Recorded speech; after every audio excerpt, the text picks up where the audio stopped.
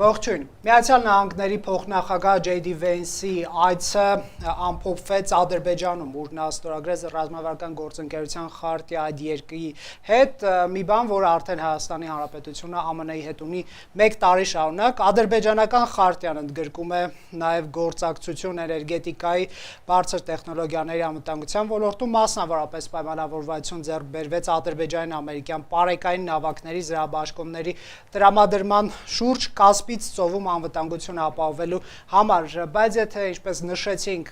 Միացյալ Նահանգները Ադրբեջանի հետ նոր է այդպիսի գործակցություն ծավալում, Հայաստանի հետ ավելի կոնկրետացված են Վենսի այցի ժամանակ ծրագրերը, արդեն հայտնի է, Հրազդանում է արհեստական բանականության գործարան կառուցվում Firebird եւ Nvidia ընկերությունների շնորհիվ ԱՄՆ-ն հաստատեց $11 միլիոն հետախուզական դրոնների վաճառքը Հայաստանին, ստորագրվեց նաև 1-2-3 համաձայնագիր Հայաստանում ամերիկյան մոդուլի ատոմակայան կառուցելու շուրջ քննարկումներ առկա են, սա արդեն կարող է փոխարինել Մեծամորի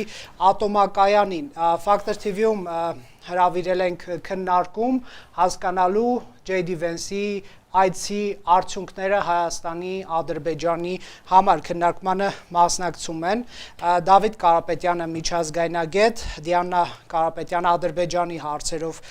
վերլուծաբան, Ավետիք Քերոբյանը Հայաքվե ազգային քաղաքացիական միավորման վարչության անդամ, Յուրի Մովսեսյանը Restart հիմնադրամի ծրագրերի համակարգող, Վովա Հակոբյանը քաղաքացիական պայմանագիր կուսակցության անդամ։ Սկսենք ձեզնից, պարոն Հակոբյան։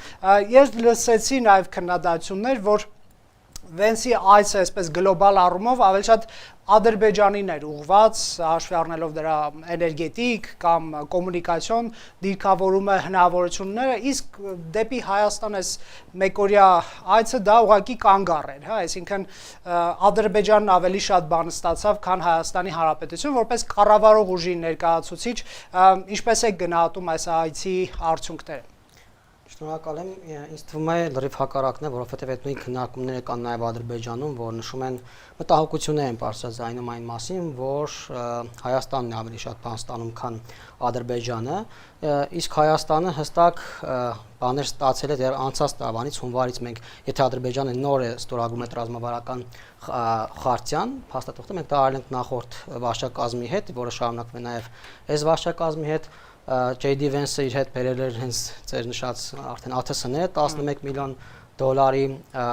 Հայաստանը հենց փաստաթղթեր ստորագրել չիպերի արտադրության հետ կապված,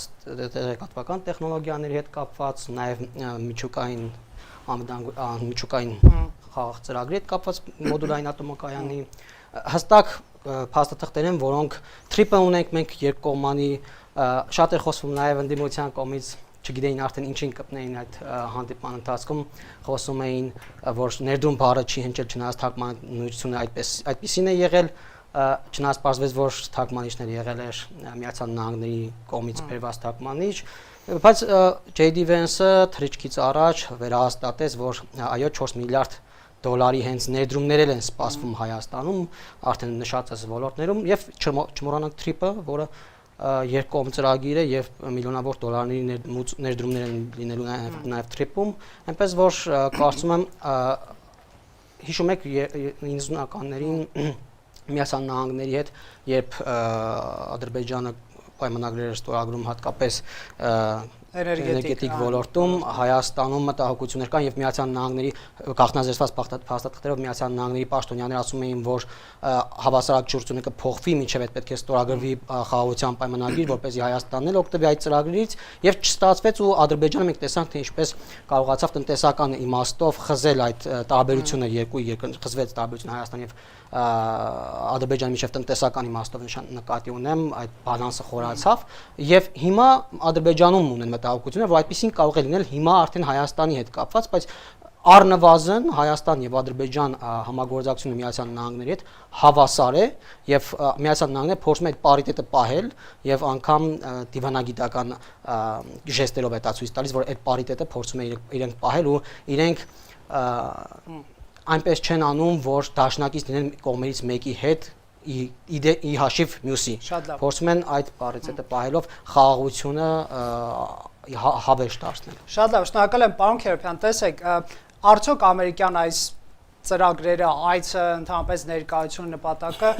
կարող է խաղաղությունը պահել, ինչպես պարոն Հակոբյանն էր նշում, եւ Վենսը իր խոսքում թրիփի մասին խոսելիս ասում էր, սա հնարավորություն է, որ կողմերը կարճած մնան խաղաղությանը, թե անվտանգությունը ձեր կարծիքով մի քիչ այլ բան է, քան անում է Հայաստանի իշխանությունը։ Ինչ եք դուք տեսնում ձեր գնահատական։ Դե տեսեք, մեզ անընդհատ փորձում են համոզել, որ կա խաղաղություն, մինչդեռ այդ խաղաղությունը ոչ մի կերպ չկա։ Հայաստանի տարածքները ռազմակալված են, դեռևս 2020-21 թվականից այս կողմ Հայաստանը մոտավորապես 240 քառակուսի կիլոմետրով փոքրացել է, եւ դրա մասին ընդհանրապես խոսք չկա։ Խաղաղության հիմնական գործոններից մեկը պետք է լիներ սահմանագծման սահմանազատման հանձնաժողովի աշխատանքը, որը 2024 թվականի սեպտեմբերից թե օգոստոսից հաստատվել է դրա աշխատակարգը եւ գեթ 1 սանտիմետր սահման չի սահմանազատվել, սահմանագծվել։ Այսինքն մենք խաղաղության մասին խոսելիս չպետք է մոռանանք, որ գոյություն ունի ռազմակալված տարածքներ Հայաստանից, որտեղից Ադրբեջանը ընդհանրապես չի պատրաստվում դուրս գալ մեկ եւ Հայաստանի կառավարություն ներկայացնող վարչախումբը ընդհանրապես որևէ կերպ չի էլ փորձում այդ տարածքները վերադարձնել։ Կներեք, եթե Վենսի այցի Հիմա տեսեք, համատեքստում Վենսի այցի համատեքստում այս ամեն ինչ պետք է վեր բարձրացվեր։ Հա, եթե սա խաղաղության այց է եւ ինչպես պնդում են իշխանության ներկայացուցիչները, սա ամրապնդելու է խաղաղությունը, խաղաղության մասին, հենց խաղաղության մասին, այստեղ ոչ մի բան չկա։ Հա, կան ինչ որ գործարքներ, կան ինչ որ խոստումներ, կան ինչ որ բաներ, որոնք որ թղթի վրա նույնիսկ այսպես դեռ մարմին չեն ստացել, նախագծել են նույն այդ մոդուլային ատոմակայանի, դեռևս այդ նախագիծը չի էլ հաստատվել, ոչ մի բան չկա դրանից։ Հա, կան ինչ որ խոստումներ, կան մասնավոր նախաձեռնություններ, որոնք այո իրականացվում են, բայց իրականացվում են մասնավոր ներդրողների եւ դրա այսպես ջանքտագովների ջանքերով, նույն օրինակ AI գործարանը, մարդիկ որ դրա հետևը կանգնած են, հաջողության մեծ փորձ ունեն։ Հա, բայց այն ինչ պետք է արվի իրականում խաղաղություն հաստատելու համար, ոչ մի բան չի արվում։ Կան փոքր գործարքներ, բայց խաղաղության մասին գործարք չկա։ Շնորհակալ եմ ձեզ, սա ներածական խոսքն է, ես գիտեմ ուզում եք հակադարձել քիչ անց։ Խնդրեմ տիկին Կարապետյան, ես կուզեմ ասեք Ադրբեջանում ինչպիսի քննարկումներ, ես գիտեմ, որ քննարկումներից մեկն էլ վերաբերում էր Վենսի կատակին Ալիևի կնոջ առնչությամբ, հիշեցրեք ինչ էր դա, եւ Ադրբեջանում ինչ են քննարկում այսպես։ Վենսը այլպես սկսեմ։ Վենսը Ալիևին հիշեցրել էր, որ իր կինը նաև փոխնախագահն է եւ այդ առումով որոշակի փորձել էր հումոր անել, սակայն դիվանագիտական լեզվով դա կարող ենք ասել, որ այդքան էլ հումոր չէր եւ պարզապես Վենսը ինչ որ առումով մտահոգություն էր հայտնում առայն, որ Ադրբեջանի պետական իշխանության հիերարխիան կազմակերպվում է այդ կարգով, այսինքն ամուսինները կարող են լինել նախագահ եւ փոխնախագահ։ Ասել էր, որ ձեր կինը նաև փոխնախագահն է, հույսով եմ երկրորդ տիկինը նկատի ուներ իր կնոջը, նման ուրեմն համակություններ չի ունենում։ Ինչ վերաբերում է ադրբեջանական կողմում արձագանքներին, նախ այնտեղ բավականին վհատությամբ են ընդունել Հայաստանի հետ կնքված այդ ձեր ասած 1-2-3 համաձայնագիրը եւ կարծում են, որ այս առումով ԱՄՆ-ն առնվազն մի քանի շրջափուլերում Հայաստանի համար լինում է այդ անվտանգային խարիսխը որոշակիորեն եւ կոնկրետ Երևանյան այցը Վենսի բավականին ավելի խոսուն արդյունքներ է գրանցել, ինչպես այնտեղ են խոսում, քան Բաքվում։ Իհարկե այնտեղ եւս ստորագրվեց, ինչպես նշեց իմ գործընկերը Խարտյան եւ ոչ միայն, սակայն արդյունքների առումով Երևանյան այցը բավականին գայթակղիչ էր։ Ադրբեջանում պահը չկորցրեցին եւ խոսեցին 907-րդ ուրեմն ուղղման մասին եւ բարձրաձայնեցին դա նաեւ Վենսի հետ քննարկման ժամանակ, եթե ես ճիշտ եմ ֆիքսել այն մասին, որ քաղաքական առևտուրը ոչ դիվանագիտական լեզվով պետք է իրականանա նաեւ այդ կերպ, եթե Հայաստանին առաջարկվում է կամ տրվում է այս արտոնությունները, ապա Ադրբեջանի հետ առևտուրը, այսպես ասած, պետք է լինի նաեւ 907-րդ ուղղման հետ կապված, եթե ռազմավարական գործընկերներն եւ հարաբերությունները բարձրացում են այդ մակարդակի, ապա չեն կարող լինել այդ սանկցիաները, որոնք ենթադրում է այդ ուղղումը։ Միևնույն ժամանակ Ադրբեջանը Ընդհանրապես ուզում են չեղարկման հասնել, չէ՞, բայց դա կոնգրեսն է չեղարկում, եւ ոչ թե նախագահական մի քանի փուլեր պետք է անցնի, որպեսզի այդ չեղարկումը լինի, այնտեղ փորձագիտական մակարդակում նշում են, որ տարիներ շարունակ ԱՄՆ-ի եւ Ադրբեջանի հարաբերությունները ոչ այդքան լավ փուլեր են ունեցել, հաշվի առնելով հայկական լոբիի աշխատանքը ԱՄՆ-ում, դա հատուկ շեշտում են եւ նշում են, որ այս պահին հասել են այս մակարդակին, որովհետեւ որոշակիորեն թույլացել է այդ ճնշումը ամերիկյան իշխող վարչակազմի վրա եւ նշում են, որ այդ 907-րդ ուղումն էլ, որը գործարկվում է այս պահին, հենց լոբիի աշխատանքի արդյունքն էր եւ այսօր իրենք տեսնում են, որ կա ռացիոնալ հնարավորություն այդ ուղղման վերացմանը հասցելու։ Իհարկե կարծում են, որ նաեւ ադրբեջանական իշխանության ձեռքին բավականին արժեքավոր խաղաքարտ է գերիների եւ պահվող անձանց համատեքստը, այստեղ, որովհետեւ նա կարող է բավականին բարձր գնով, ինչպես ասում են, վաճառել այդ խնդիրը ամերիկյան կողմին։ Շատ է, Վենսի խոսքում մի բան կարելի էր նաև ֆիքսել, որ երբ որ այդ ԱԹՍ-ների վաճառքի մասին էր խոսում, նա օգտագործում էր զսպում բառը եւ ասում էր նախագահ Թրամփը լավ հասկանում է, որ խաղաղությունը հնարավոր է, հիմա բառացի չի, այսինքն որոշակի հավասարակշռության պարագայում, հա, սա ինչպես հասկանալ, կարող եք հասկանալ այնպես, որ ամերիկյան կողմը նախ TRIP-ի եւ մյուս բոլոր գործընթացների շրջանակում տարածաշրջանը դիտարկում է հակամարտությունից զերծ շրջան եւ այստեղ իր վերահսկողությունը իր դոմինանտ դերը տարածաշրջանում հաստատելը պայմանավորված է նաեւ այն հանգամանքով, որ այստեղ առավելապես գործելու են իրենց պատկերացած այդ բիզնես մտածողության հարաբերությունները, քան հակամարտային եւ ինչ որ տարածքներ հետ բերել, վերցնել եւ այլն, սակայն ադրբեջանական կողմը սա լիարժեքորեն չի, այնպես չի որ լիարժեք է ընդունում, հաշվի առնելով իրենց ծավալապաշտական նկրտումները Արևմտյան Ադրբեջանի եւ մնացած բոլոր կեղծ նարատիվների հետ կապված։ Շնորհակալ եմ, շատ կվերադառնանք, այ պարոն Մովսիսյան, դուք ինչ եք տեսնում, արդյոք պետք է ընդհանրապես այսպես հասկանալ Ադրբեջանը շատ բան շահեց, մենք շատ բան շահեցինք, թե սա process է, մրցակցություն է, այսպես ասենք, որին պետք չի շատ այսպես մեծ նյարդերով մոտենալ։ Չնայած Հայաստանում նյարդերը մեծ են իրականում։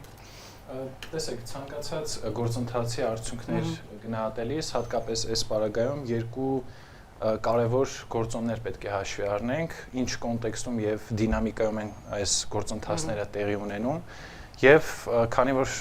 ես տեսա որ մեդիատիրույթում շատեր են պնդում որ սպասեք գնա Բաքու Վենսը նոր կգնահատենք համապարփակ այս երկու գործընթացի տեսանկյունից, այսինքն համեմատական վերլուծության տեսանկյունից պետք է նայել ու ես հիշում եմ որ թե 2025 թվականի հունվարին երբ որ Հայաստանը կնքում էր արդեն նախորդ ադմինիստրացիայի հետ ռազմավարական գործակցության խարտիան եւ թե մի քանի օր առաջ այո եւ թե 2025 թվականի արդեն օգոստոսի 8-ի պայմանավորվածությունները մենք բոլորս մտահոգություններ ունեինք որ գուցե որոշ բաներ թղթի վրա մնան շատերս օրինակ նաեւ թերագնահատում էինք հայկական կողմի կարողունակությունը որ գուցե այս օրակարգերը բավարար չափով առաջ տանեն օրինակ ես երբ որ հնարավորություն եմ ունեցել տարբեր ձևաչափերով հանդիպել ոչ թե այդ վնասար տարբեր նարատիվների շուրջ եմ իմ հարցապնդումները առաջ քաշել այլ արդյոք հայկական կողմը օգոստոսի 8-ի կնքված ոչ միայն հռչակագրի այլ նաև փոխըմբռնման հուշագրերից բխող գործողություններ advokացիա իրականացնում է թե ոչ հիմա մենք ինչ ունենք մենք առնվազն Վենսի այցից հետո կարող ենք պնդել որ Հայաստան ԱՄՆ օրակարգը ԱՄՆ-ում ունի երկուսակցական աջակցություն նույնը չի կարող պնդել Բաքվում ցանկացած բարձրաստիճան պաշտոնյա, որտեղ մենք հիշում ենք, որ նույն ԱՄՆ նախընտրական շրջանում Իլհամ Ալիևը բացահայտ աջակցում էր Թրամփին, իհարկե հեղում անելով ավանդական արժեքներին, որ Թրամփը խաղաղություն է բերում եւ այլն, բայց այստեղ խնդիրը նրանում էր, որ հայկական կողմը հատկապես Թրամփի վարչակազմի գալուց հետո մի բան կարող է եզրակացնել, որ երկու կուսակցությունների հետ, երկու ուժերի հետ էլ կա հստակ ռազմավարական օրակարգ եւ սա շատ կարեւոր է։ Մյուսը իհարկե երբ որ համեմատում ենք Բաքվում ինչ մեսիջներ հնչեցին, ինչ հստակ շոշափելի պայմանավորվածություններ ձեռք բերվեցին ու Հայաստանում այստեղ նման կատակներ չհնչեցին, չէ՞, ոնց հասկանալ։ Այստեղ նման կատակներ չհնչեցին եւ ամենակարևոր մեսիջը, որ ես օրինակ ես էլ գայթակղությանը տրվեցի եւ չսպասեցի այդ Բաքու այց տեղի ունենա եւ գնահատական տվեցի, դա Վենսի ասած այդ խոսքն է, որ դուք էլ մեջբերեցիք, ես ավելի ուղիղ մեջբերեմ, ինքը ասած մեր նախագահը Թրամփը գիտի թե իրական խաղաղությունը ոնց են կառուցում եւ այն հիմնված է իրական զսպման գործիքների վրա։ Իրական սա միջազգային հարաբերությունների այտենց ամենակարողունակ հայեցակարգներից մեկն է, որ այսօր շատ է դրա մասին խոսում։ Մենք տեսնում ենք Եվրամիություն ԱՄՆ հարաբերությունները եւ այսօր Եվրամիությունը փորձում է արդեն նոր մտածել իր ներքին դիմականությունը բարձրացնելու ուղղությամբ եւ մենք էլ պետք է հասկանանք թե մենք ինչ ժամանակային կոնտեքստում ենք այս հարաբերությունները կառուցում եւ այն մտահոգությունները հիշում եք որ Թրամփը իր սոցիալական մեդիա էջում գրել էր, որ Բաքվին կտանք սա, Հայաստանի սա, բոլորս ասում ենք մի րոպե, հա, ավելի բոլորս չէ, բայց որոշակի խումբ ասում էր իրենց ռազմական, իրենց զենք մեզ ոչ մի բան եւ այլն, հայտնի պրոֆեսորներ բազմաթիվ այտենց ծաղրակի առարկա կարծում եմ դարձան այս երկու այցերից հետո Հայաստանը ավելի խորը ռազմական պաշտպանական համագործակցություն շոշափելի արդյունք ստացավ, քան Ադրբեջանի դեպքում էր եւ մյուս կարևոր բանը, որ մենք կարող ենք ֆիքսել, որ այս մի քայլ առաջ լինելը Բաքվից Հայաստան ԱՄՆ օրակարգում դա չի նշանակում, որ մենք այլևս տնային աշխատանք չունենք անելու։ Հակառակը ըստ էության մենք 1 տարի առաջ ենք Բաքվից, որովհետև իրենք նոր են խարտիա կնքում, մենք արդեն խարտիայից ու փոխըմբռնման հուշագրերից բխող հստակ պայմանավորվածություններ ունենք։ Մի բան էլ ավելացնենք այստեղ եւ փաստ ենք, հա, ԱՄՆ-ն ըստ էության հասանելի է դարձնում իր միջուկային տեխնոլոգիան Հայաստանի համար, արհեստական բանականության ՏՏ առաջադեմ տեխնոլոգիաներ, ինչպես նաև տալիս է ԱԹՍ, որի ռազմական տեխնոլոգիաները Հայաստանում առնվազն մեզ հասանելի կդառնան, իսկ Մխիթար Հայրապետյանը ասում էր, որ չի բացառվում նաև այնպես շարունակվի, հա, զենքի բայց մեկ կարևոր դիտարկում էլ կա, երբ խոսում ենք 1, 2, 3 համաձայնագրի մասին, դա դեռևս չի նշանակում, որ Հայաստանը այդ համաձայնագիրը ստորագրելով պարտավորվում է, որ Հայաստանում մոդուլային ռեակտորներ տեղակայեն։ Այստեղ խոսքը նրա մասին է, որ ԱՄՆ-ն հայկական կողմին այնքան է վստահում, որ պատրաստ է այդ շատ զգայուն տեխնոլոգիաները կիսվել հայկական կողմի հետ, ինչը աշխարհում շատ քիչ երկրներ պատիվ ունեն։ Նույնը կիսահաղորդիչների բնագավառում, հատկապես կիսահաղորդիչների ու հազվագյուտ մետաղների առումով համագործակցությունը կարծում եմ շատ կարևոր է հայկական կողմի համար, որովհետև եթե տեսնում ենք Թրամփի արտաքին քաղաքականությունը, հատկապես տնտեսական իմաստով, ըստ էության այն զգայուն կախվածությունները, որ ԱՄՆ-ն ունի Չինաստանից, ամերիկյան կողմը փորձում է նվազեցնել Կենտրոնական Ասիայի միջոցով եւ այլ տարածաշրջաններում այդ հազվագյուտ մետաղների արդյունահանման ու վերամշակման ու հայկական կողմը պետք է փորձի այս խաղաղությունը հնարավորինս այս ոլորտներում շոշափելի դարձնել, որովհետև որևէ ադմինիստրացիա, որևէ արտաքին փրկիչ չի կարող երաշխավորել խաղաղություն, եթե չկան դրա հետ ուղեկցող հստակ տնտեսական էֆեկտներ։ Շնորհակալ եմ, պարոն Կարապետյան, ձեր գնահատականները։ Ընդհանուր process-ի մասին։ Ընդհանուր առմամբ Հայաստանը ավելի շատ շահեց Ադրբեջանը։ Խոսում ենք հայ-ամերիկյան եւ ամերիկա-ադրբեջանական հարաբերությունների մասին, որբիսի կարճ ժամկետում անաչառան կողմնակալուց թափ գնահատական տանք, ու ես կփորձեմ իհարկե ինչքան հնարավոր է կարճ ժամանակահատվածում էմոցիա զերծ, միֆազերծ, հա, եւ ռեալ պոլիտիկի շրջանակներում գնահատական տալ։ Տեսեք, Հայաստանի Հանրապետությունը ռազմավարական հարաբերություններ ունի Միացյալ Նահանգների հետ։ Այդ նույն հարաբերությունները ունեն գրեթե սիմետրիկ։ Ադրբեջանի Հանրապետությունը առավել եւս վերջի այցելության շրջանակներում։ Այստեղ գիտեք, նեղ մասնագիտական ինչ որ հատված կա, երբ որ դու փորձում ես երկու այցելությունների շրջանակներում դիդարգես մեկ այցի շրջանակում ով ինչ ավելի շատ ձեռք բերեց, ով ինչ դուժեց կամ բան։ Հարցի էությունը հետեւյալն է, տեսեք։ Տվյալ դեպքում Հայաստանի Հանրապետությունը, եթե փորձենք մաքսիմալ լակոնիկ, իհարկե այնտեղ շփոթեցնող բառ կա, թարգմանչական եւ այլն, investment բառի հետ կապված, որտեղ այդտեղ էլի մինչեւ այս պահը հստակեցում է պետք ըստիս, որտեղ խոսքը գնում է առելի գումարի մասին, երկու փուլով հիշում եք 5 եւ 4 միլիարդ դոլարների մասին եւ այդտեղ շատ հստակ պետք է ձևակերպումը լինի, որովհետեւ այդ մտահոգությունները փարատվեն, առայն թե դա ներդրում է ու ինչ է իրենից պահանջում եւ ինչ պայմանով, գուցե դա կարող ենք կամ պետք է դիտարկենք նաեւ որպես վարկ, իսկ դա ուրիշ պատմություն է, որտեղ այդտեղ նորից եմ կրկնում ֆինանսատնտեսական տեսանկյունից, երբ որ հատկապես ֆինանսիստներն են այս հարցով զբաղվում, պետք է հստակեցում ունենան, այդպես։ Խոսքը գնացել է 11-ից 12 միլիարդ դոլար, հա, դրոնների հետ, VBAID կոչվում, միլիոն ներողություն։ Այստեղ պետք է հստակեցնենք, որ դա հատուկ եմ շեշտում, մշտադիդարգող, այսինքն ոչ թե ռազմական գործողություն իրականացնող դրոններն, այլ մշտադիդարգող հետախուզական բնույթի դրոններ են։ Հետախուզականը ռազմական չի։ Չէ, մի վարի հետախուզականը։ Մի վարի երբ որ դու խոսում ես, ինչ լսում էի, չէ։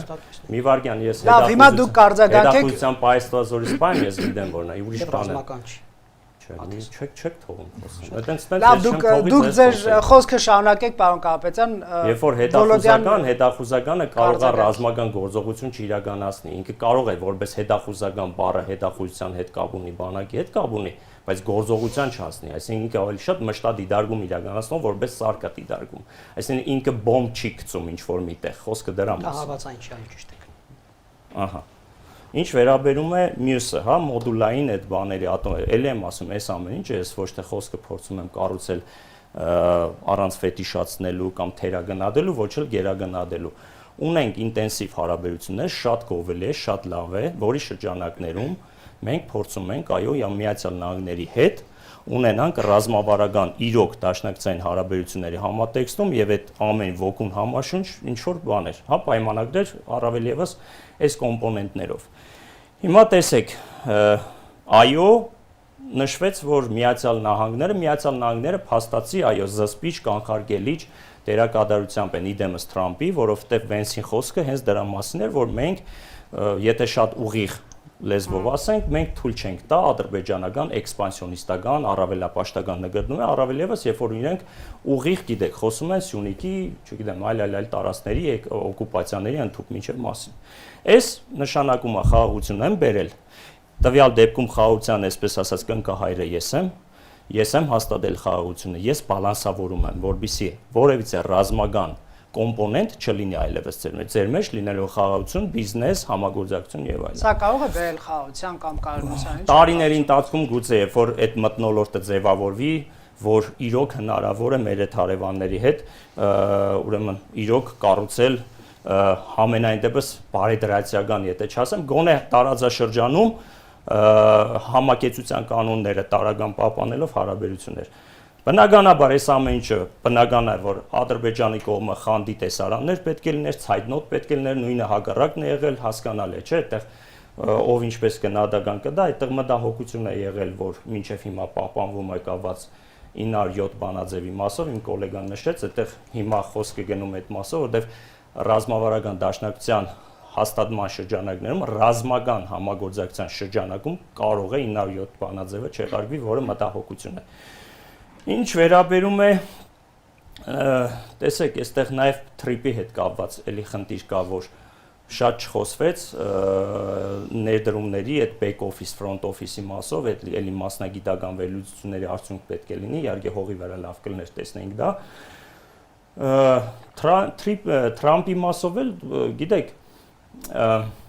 խոսում ենք հեգեմոն գերտերության ղեկավարի մասին, որը իր էությամբ ու իր տեսակով հանուն իր ընդհանրապես օդիոս կերպարա, որը որ իհարկե իր սկզբունքայնություն ունի, մանավանդ միջպետական հարաբերություն եւ միջազգային հարաբերություններ, բայց նույն այն մարդն է, որը հստակ մեզ մեսեջ էր տալիս իլուր աշխարհի, որ ուժն է ցնում իրավունքը, շատ դեպքերում թքած ունեմ միջազգային իրավունքի վրա, ես շարժվում եմ իմ համոզմունքներով։ Հիմա համենայն դեպս նաեւ այն նույն մարդն էր, որ ասում էր, որ գուցե հանուն արտարության, գուցե լի իմիջի հարց կար, ասում էր ես եմ լուծել այն հագամարտությունը, որը որպես տարածք ազդեցության գոտի Ռուսաստանի Պուտինյան գոտին է։ Հայտնի իր խոսքերն եմ ցիտում։ Եվ կնեք ամփոփելով, որ անցնենք առաջ, հետո ամփոփելով, այսինքն, այս ամեն ինչը, եթե էլի գալիս են գնահատականին, շատ դրական են վերաբերվում Միացյալ Նահանգների հետ համագործակցությանը, մտահոգություններ ունեմ հատկապես թրիպի մասով եւ հետ ժամկետների մասով, տոգոսային այդ հարաբերակցությունների մասով,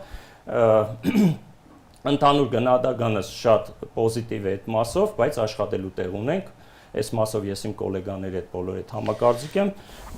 պետք է հասկանանք, թե մեկ էլ այստեղ մի նշում էլ, հա, այդտեղ երբ որ խոսում է մոդուլային փոխարինող եւ այլն, արագ ասեմ ու վերջ, այստեղ մի հատ նրբություն ասեմ ուղղակի։ Այդ փորձը ընդհանրապես աշխարհի փորձ որպես այդպեսին Սուզանավերի, եթե չեմ սխալվում, նրանց վրա հիմնականում օգտագործվել որպես այդպեսին, բայց այ հիմա տեսնում եք Ռուսաստանից արդեն մեսեջները գալիս է, մենք Ռոսատոմի շրջանակներում ենք, ընդ որում ասեմ, երբ որ ցանցերի միացության կապը այս փորձում են անել Ադրբեջան, Հայաստան, Վրաստան, Թուրքիա, նշեմ, որ Թուրքիան այդուհանդերձ ինչքան տարբեր երկրներից առաջարկ է ստացել, ռուսական տարբերակն է ընդունել եւ այնտեղ կառուցում է Ռուսաստան։ Հետևաբար այդտեղ մի հատ էլ եթե քննարկենք ընթացքում։ Շատ լավ, դրան առանձին կանդրադառնանք։ Շնորհակալություն, պարոն Հակոբյան, պարոն Քերոբյանը կարևոր հարց էր բարձրացնում, ինչու Հայաստանի տարածքների օկուպացիայի, գերիների եւ այլ հարցերը ամեն դեպքում լուծում չստացան, որովհետեւ Վենսի այցը հրաշալի առիթ էր այդ հարցերի լուծումները ստանալ եւ միգուցե նա այսօր գար եւ ասեր իրապես մենք հասանք խաղաղ լուծումների, խնդրեմ, որպես կառավարող ուժի ներկայացուցիչ։ Պարոն Քերոբյանն ասաց նաեւ, որ խոսք չի գնում Հայաստանի կառավարությունը չի խոսում ընդհանրապես տարածքների դեօկուպացիայի մասին, բայց այդպես չէ, պարոն Քերոբյան, որովհետև Հայաստանի կառավարությունը հստակ իր դիրքորոշումը այս մասով հայտնել է եւ ասել, որ դրանք պետք է տեղի ունենան սահմանագծման եւ սահմանազատման աշխատանքների շրջանակներում։ Ոչ մի բան տեղի չունեն, տեսեք, 1.5 տարի է, հիմա տեղի չունեն, բայց այն ինչ որ տեղի ունեցել Կիրանցի եւ Բերքաբերի հատվածում, եղել է լրիվ ապօրինի, համաձայն եք, չէ՞ որ ապօրինի եղել։ Բայց եկեք սահմանազատման որևէ իրավական հիմք այդ ժամանակ տեղի չի ունեցել, որևէ իրավական հիմք չի եղել այդ տարածքում սահմանագծում սահմանազատում անցկացնելու համար։ Այդ թեման ամեն դեպքում Վենսի այցն է, խնդրում եմ չմոռանալ։ Հենց այդ իմաստով տարածքների ապաշրջաններություն դեօկուպացիայի իմաստով Հայաստանի կառավարությունը հենց իր դիրքորոշումը հայտնել է եւ պարոն Քերոբյանը նաեւ ասաց, որ ոչ մի բան չի արվում տարածքները վերադարձնելու հետ կապված, եթե համաձայն չի պարոն Քերոբյանի եւ իր ներկայացրած ուժը այդ միջոցով մեր առաջարկած տարբերակով այդ խնդիրը լուծել, ապա ինչ է առաջարկում, ես կուզեի շատ լսել, բայց թողեք խոսեմ, հետո պատասխանեք պարոն Քերոբյան։ Եւ պարոն Քերոբյանը ինչու է Վենսը այդ հարցերը չլուծեց նոր գնա։ Բայց պարոն Վենսը չի եկել բոլոր հարցերը միանգամից լուծելու համար, մենք խոսել ենք այդ մասին, այդ թվում եւ գեյների հետ կապված ասել ենք, որ խաղաղության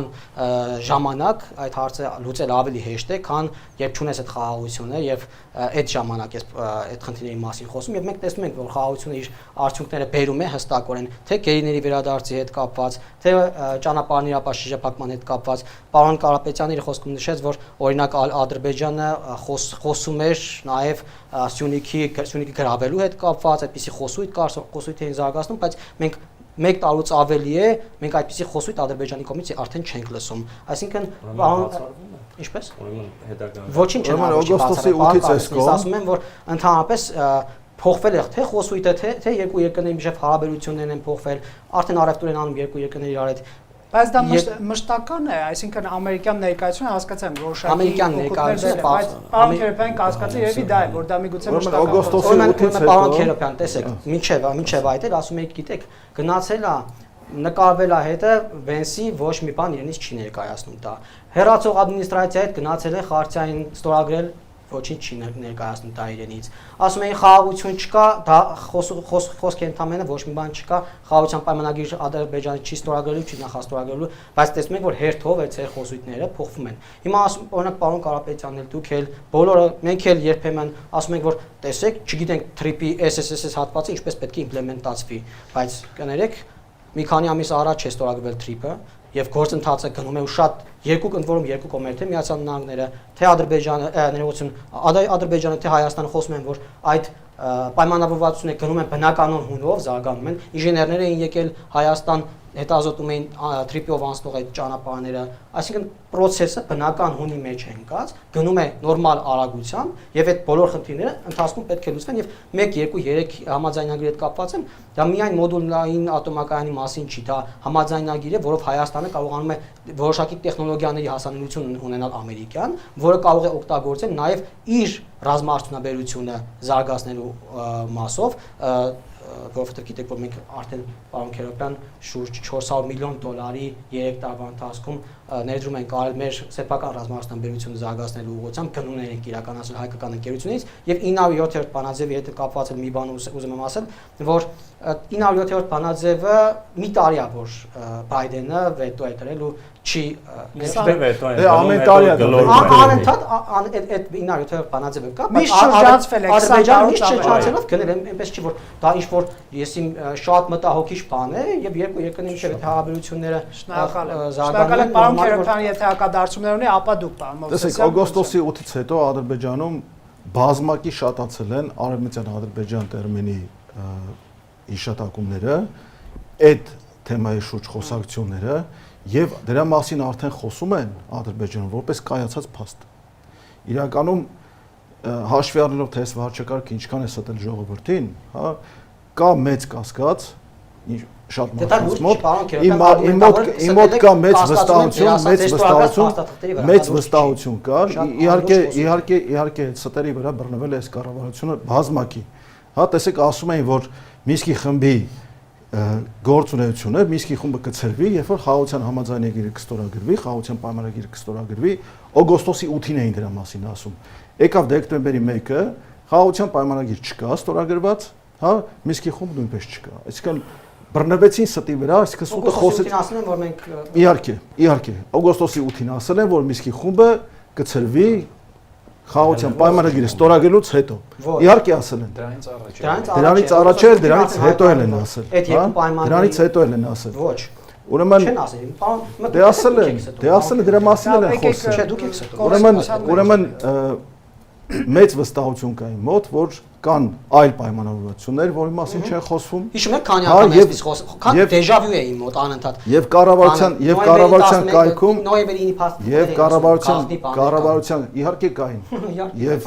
Եվ ստելով ժողովրդին ստելով նոյեմբերի 10-ի նոյեմբերի 9-ի փաստը թղթից հետո հանձնվեց Գորիսկապան ճանապարհը, զորքեր հետ քաշվեցին, դրանից հետո էլի բաներ հանձնվեցին, դրանից հետո էլի բաներ։ Կնեք պարոն Քերոբյանից Թրամփի ուղղ համատեքստում ձեր կարծիքով ես կարծում եմ, որ կան պայմանավորություններ ոչ Հայաստանի օգտին։ Թրամփի ուղղ Թրամփի ուղղ հետ կապված, այո, եւ այս 74-26 հարաբերակցությունը, որ բերեցին ուղակի դեմ տվեցին Միրզոյան Արարատի սա հայտարարի, հա, այստեղ ընդհանրապես համաժեկույցի հանրական պարիտետի մասին ընդհանրապես խոսք չի գնում։ Միացյալ Նահանգները որոշել են այսպես են տվել ստորագրել Հայաստանին։ Հիմա տեսեք, կա ստեղը ուրիշ հարցը։ Հա, ներկայացում է, որ բերել են ինչ-որ դրոններ են վաճառում Հայաստանին։ Ինչ-որ դրոններ, որոնց հատկուց մարտավար տեխնիկական բնութագրերով դրանց համարժեք կամ դրանց գերազանցող հայկական ԱԹՍ-ներ կան։ Մեր ընկերությունները մի հատ կասեք, որ ԱԹՍ-ն է ավելի ուրեմն լավ է։ ընկերությունների անունները կարող եմ մատնշել, իրենք ասում են, դա եւ Դավարոն ունի ավելի լավ ԱԹՍ-ներ, իրենց թռիչքային ժամանակով հեռավորությամբ եւ լաբը ունի եւ մնացածները ունեն։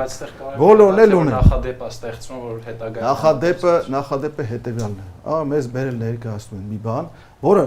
նախադեպ ունի, հայ դեռևս 2000-ականների Միացյալ Նահանգները մեզ վաճառել են ռազմական կապ, ռադիոկապ, որը այսօր օգտագործվում է եւ տրամադրվել է տեխնիկան սահմանափակումներով։ Ես վստահ եմ, որ այս նույն անընդհատ թռչող սարքերը եւս սահմանափակումներով են տրամադրվելու, որովհետեւ դեռևս 2 տարի առաջ նույն ընկերությունը Շիլդեյը եկել էր Հայաստան եւ խոսքը գնում էր դրա մասին եւ այն ժամանակ էլ խոսքը գնում էր սահմանափակումներով այս տեխնիկան տրամադրվելու մասին։ Վստահ եմ, որ երբ Միացյալ Նահանգներին պետք եղավ այդ ԱԹՍ-ները Հայաստանի սահմանը չեն հատի կամ ընդհանրապես վեր չեն թռնի։ Կնեք, իսկ Թրամփի ուղու վերաբերյալ այդ սև պայմանավորվածությունները ձեր կարծիքով որոնք են, եթե կան այդպես։ Տեսեք, ուրեմն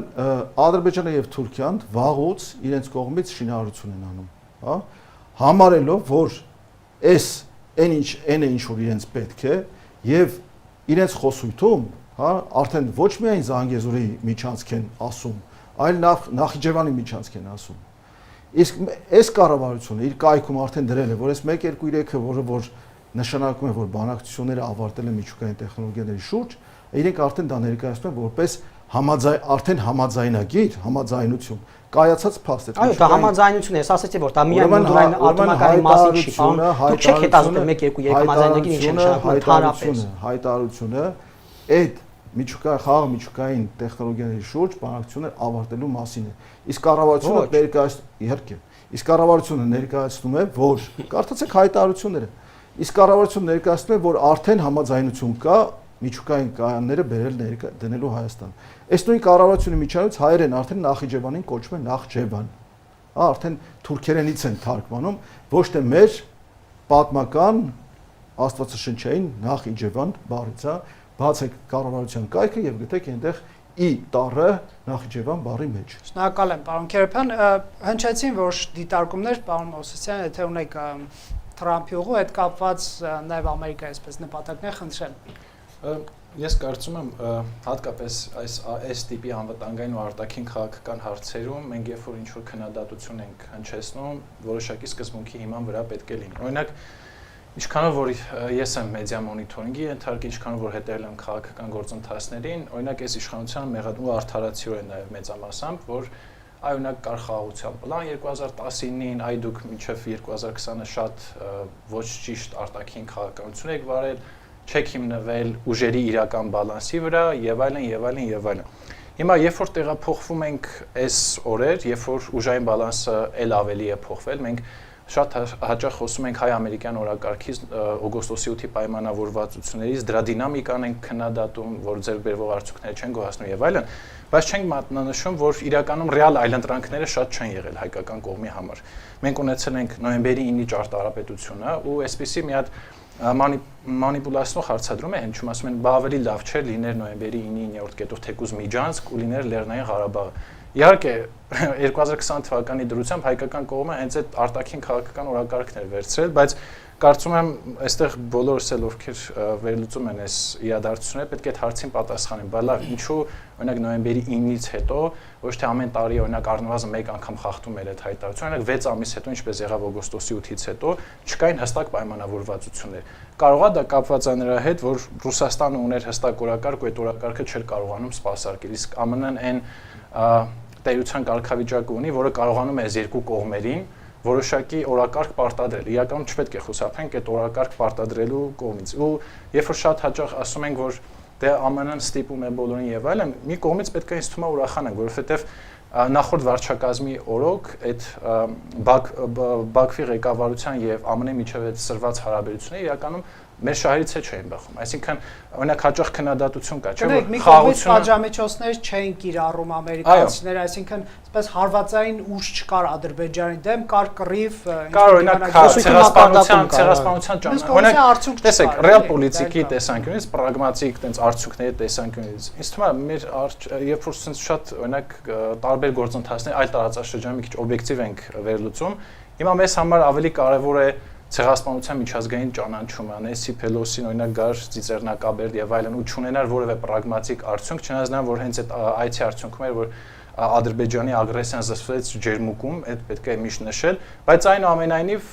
ինձ թվում է մեզ համար այս պահին ավելի լավ են այդ պրագմատիկ արդյունքները, քան ինչ որ մեսիջները եւ այլն ու շատ հաճախ երբ որ խաղաղության գործընթացների նկատմամբ այսպիսի մի պնդում է հնչեցվում, որ միայնակ տանգո չեն ապարում, այդ միայնակ տանգո չպարելու համար պետք է լինի մի միջնորդ, որը երկու կողմերին կարողանում է, այսպես ասած, այդ տանգոն պարասնել, այսինքն այս երկու կողմերի որոշակի բան առաջարկելը հենց բխում է խաղաղության գործընթացի արդյունքներից։ Բայց այս տնտեսական գործակցություն պարոն Քերոբյանի ասածը ոնց հասկացա դա է, չի երաշխավորում այդ խաղաղությունը։ Իսկ ինչ չի երաշխավորում։ Ուրեմն եթե մենք մտածած չէ, արձագանքեմ ներկայացրել է լուծման բանաձևը։ Եկեք լսենք ինչ է ասում, վերադառնանք deterrence is best defense, հա, ասել զսպումը ամենալավ պաշտպանությունն է։ Բայց նույն նախագահ Տրամպը ներկայացրել է, թե ինչպես է ինքը պատկերացնում իր օգնությունը այն մարդկանց, ովքեր իր հետ խաղաղության կամ իր օգնության կարիք ունեն։ Ասում է նա ես կօգնեմ միայն նրանց, ովքեր իրենց պաշտպանությունը վերցրել իրենց ձեռքը, հա, այսինքն իրենց գլխի ճարը ուզում են իրենք տեսնեն։ Ես միայն այդ դեպքում իրենց կօգնեմ։ Տեսեք ինչպես է ՆԱՏՕ-ին եւ օգնում է, կարող է տեսնում որ Հայաստանը այդ ուղով է գնում։ Ուրեմն շատ բան չեն տեսնում։ Տրամպն ավելի լավ է տեսնում, քան դուք։ Ուրեմն մենք շատ լավ ենք տեսնում, թե այս վարչակարգը ինչպես է վարչախումբը, ինչպես է խափում ժողովրդին։ Ասում եմ 2000 ինչին է նման, որ ասես ես փաստաթղթին չեմ հավատում։ Ես իմ տեսածին չեմ հավատում։ 2024 թվականին հայտարարություններին չեմ հավատում, հա, բայց հավատում եմ, որ 2024 թվականին Նիկոլ Փաշինյանը Հայաստան Սփյուռք համաժողովի ժամանակ լսենք ձեզ մեկ սահիկի տեսքով ներկայացեց համապարփակ պաշտպանության եւ անվտանգության համակարգ եւ տեղում ուրացավ, ասեց մենք սա չենք անելու, հա, որ եւ նույն անվտանգության խորհրդի քարտուղարը օգոստոսի 8-ից հետո ասում է մեր մոտ բանը փոխվել, մենք չենք կառուցելու համապարփակ պաշտպանության եւ անվտանգության համակարգ։ Դա իհարկե, եթե համապարփակ պաշտպանության եւ անվտանգություն Ուրեմն տեսեք, ամրաշինական կառույցները ոչ մի բանի մասին է։ Ոչ մի բանի մասին։ Ոչ մի բանի մասին է, եթե չկա մարտական ոգի, եթե չկա պաթոս, եթե չկա մարտական պատրաստության նոր ձևեր, եթե չկա համատարած պատրաստություն, եթե չկա քաղաքացիական պաշտպանության համակարգ։ Շատ շեղվեցին, կներեք պարոն Քերոբյան, եթե կարճ ունեք արձագանք խնդրեմ, թեմային առնչվող, բայց հետո Տիգրան Կարապետյանը շատ սպասեց, հետո պարոն Կարապետյան։ Այդ աշխարհայացքային տրամաբանությունից թվում է Հայաստանի համար թակարդ է, որ մենք անընդհատ փնտրում ենք կոնկրետ երաշխիքներ, կոնկրետ երաշխավոր դրսից։ Այսինքն մենք 3 տասնամյակ մտածել ենք, որ կա մեկ երաշխավոր, հետեւաբար այդ մեկ երաշխավորից վնասար կախվածությունը, ինչու վնասար, որտեղ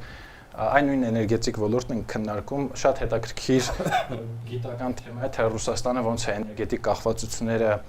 օգտագործում որոշակի արտաքին քաղաքական որոշումների վրա ազդելու համար։ Այս տեսանկյունից ոչ թե մենք պետք է դիտարկենք Հայաստան-ԱՄՆ ռազմավարական գործընկերությունը որպես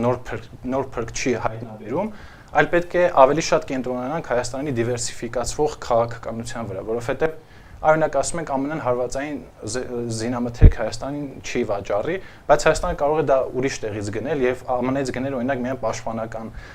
զինամթերք եւ այլն։ Այսինքն ու դա բոլոր ոլորտներում տնտեսական, էներգետիկ եւ այլն, այսինքն մենք եթե մտածում ենք, որ Վենսի այցով այստեղ ԱՄՆ-ն ազդարելու էր, որ մենք Հայաստանին ամեն ինչով պաշտպանելու ենք, Նախիջևանը, Լեռնային Ղարաբաղը հետ ենք բերելու, Հայաստանի պատմական իղձերի իրականություն ենք դարձնելու, չար սխալվում ենք, ու այստեղ ավելի շատ պետք է հիմնվել նրա վրա, ոչ թե որ այ մեկ վնասար կախվածությունը փոխարինենք այլ վնասար կախվածությամբ, այս մտայնությունը բավականին շատ վնասար է, մենք դա հողի վրա տեսել ենք, թե ինչպես է մեկ կենտրոնից կախվածությունը շատ լուրջ վնասակար հետևանքներ բերում Հայաստանի վրա, ու մենք կարող ենք օրինակ Ադրբեջանին որպես մեր հակառակ օրինակը տեսնել, հակառակ օրինակ պատկերացնել, երբ որ տասնյակ տարիներ շարունակ Ադրբեջանը վարում էր կոմպլեմենտար քաղաքականություն, որևէ տնտեսական, ռազմաքաղաքական միության անդամ չէր դառնում, օրինակ հիմա Հայաստանը ինչքան էլ փորձի կոմպլեմենտար արտաքին քաղաքականություն վարել, մենք արդեն կոնկրետ միություններում ենք ու դա ավելի է դժվարացնում Հայաստանի գործը կոնկրետ դիվերսիֆիկացման քաղաքականության համատեքստում։ Շնորհակալ եմ, խնդրեմ Տիկին Կարապետյան, ձեր արդեն։ Տեսեք, խաղաղության պայմանագիր կարող ենք ստորագրել անգամ 1 ժամից, եթե դա պարզապես թղթի վրա ստորագրություն դնելուն է վերաբերում։ Եթե տեսնենք ստորագրեին։ Չէ, տեսեք, կարող ենք ստորագրել 10 օրից, 1 ամսից կամ 6 ամսից, բայց եթե հողի վրա մենք ունենք չլուծված խնդիրներ, հումանիտար հարթությունից մինչև տարածքային եւ մնացած բոլոր հարթությունները, ապա դա իրական խաղաղություն չի ենթադրելու, ինչպես այդ խաղաղությունը կամ հրադադարը չի ենթադրեց օրինակ 20 թվականի նոյեմբերի 9-ին ստորագրված փաստաթուղթը։ Ակնհայտորեն 23 թվականին ունեցանք ռազմական ագրեսիան Արցախի դեմ, որի արդյունքները կամ հետևանքները մինչև այսօր իրենց զգացնել են տալիս։ Բայց ավելի հեշտ կլինի խաղաղ միջավայրում այդ խնդիրները ծեր նշած հումանիտար եւ այլն լուծել, թե հակառակ։ Միանշանակ, ես չեմ ուզում պարզապես վերածել անվերջ պոլեմիկայի, պարզապես բավ է միացնել ադրբեջանական ԱՑ TV-ին կամ Բաքու TV-ին որևէ ուրբաթ օր երեկոյան եւ լսել, թե ինչպես է Հայաստանի այս կամ այն մարզը, գյուղը, քաղաքը ներկայացվում որպես ադրբեջանական նախկին տարածք եւ որ ադրբեջանցիները պետք է վերադառնան Հայաստան, իրենց ասած արևմտյան Ադրբեջան։ Այսօր ես իդեպ ինձ մոտ պահել եմ, պարզապես չենք կարող այս պահին ցույց տալ, որովհետև հեռախոսներն անջատված են։ Պահել եմ տեսանյութ, թե ինչպես են Հանրապետության հրապարակից, տեսանյութ հրապարակում ադրբեջանական տելեգրամյան ալիքներում, որ արևմտյան ադրբեջանցիները արդեն Հայաստանում են, ադրբեջաներեն երաժշտությունը մեքենայի ներսում ամսաթիվը գրված եւ իրենք ցնծում են դրանով։ Կա եւս մեկ դիպված երբ որ բանով այնքան հեշտ է նման բանը։ Չէ, իրենք բոլոր դեպքերում դա անում են, կան նաեւ մարդիկ, ովքեր կանգնում են եւ հստակորեն կարող ենք զատել դա AI-է թե ոչ, իրենք հստակ կանգնում Հանրապետության հրապարակում եւ ասում են, որ իրենք արևմտյան ադրբեջանցի են։ Միանշանակ չէ, որ նրանք հենց ադրբեջանից են եկել, գուցե թուրքեր են, գուցե այլ ազգի ներկայացուցիչներ են, բայց ակնհայտորեն ծառայում են հենց այդ օրակարգին։ Ինչ վերաբերում է ուրեմն Սյունիքի մասով չհնչած հայտարարություններին, ազգային հետախուզության ծառայությունը վերջին արտաքին հետախուզության, այո, հրապարակել էր տվյալ, որ օգոստոսի 8-ի հայտարարությունից հետո շեշտակի կերպով աճել էր հենց արևմտյան Ադրբեջանի վերաբերյալ իրենց հայտարարությունները մի շարք լրատվականներում, նաև իշխանական հարթակում խոսույթում եւ իրենք դա մտահոգիչ էին համարել։ Այո, մտահոգիչ է, բայց արևմտյան Ադրբեջանի ուժով գրավելու մասին հայտարարություններ։ Ուժով չեն գրավում, ասում են, որ իրենք անցնելու են մեքենաներով, ինչպես որ մեքենաներով գալու են ուրեմն Հայաստանի Հանրապետություն, ինչպես իրենք։ Խոսքի տարբերությունը ես ներկայացված է նաև Զանգեզուրի միջանցքի կողմից ներկայացված է նաև ապառազմականացված տարածքի պահանջ, որը ես համոզված եմ արդեն քննարկվում։ Ես համոզված եմ, որ երկիրը տաղանդի մարդու խոսքը։ Տիկին Կարապետյան շարունակեք։ Հետո պարոն Կարապետյան։ Թրիփի հետ կապված հապաղումը եւ գործընթացների նորմալ դինամիկայով գնալը այնքանով ուրեմն նույն հարթություններում չէ Ադրբեջանի, Թուրքիա եւ Հայաստանի մակարդակներում, որ մենք այստեղ դեռ նոր գալիս են եւ ուսումնասիրում ենք տարածաշրջանը, հողի վրա գործողություններ չեն կատարում, սակայն եւ Ադրբեջանի հատվածում եւ Թուրքիայի հատվածում բարբերաբար վստահ եմ բոլորս էլ լսում ենք, որ իրենք աշխատանքներն ավարտել են եւ այսինչ թվականին իրենց ասած Զանգեզուրի միջանցքը բացվելու է։ Դա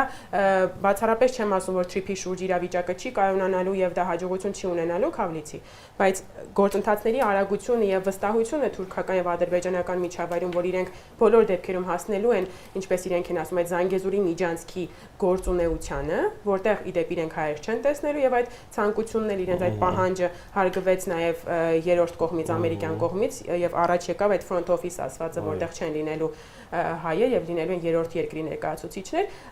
բոլոր դեպքերում այստեղ ունենք նաև դինամիկայի խնդիր, թե ինչպես են այդ գործընթացները կատարվում Հայաստանում եւ ինչպես են կատարվում հարևան երկրներում։ Ինչ վերաբերում է ուրեմն 907-րդ կետի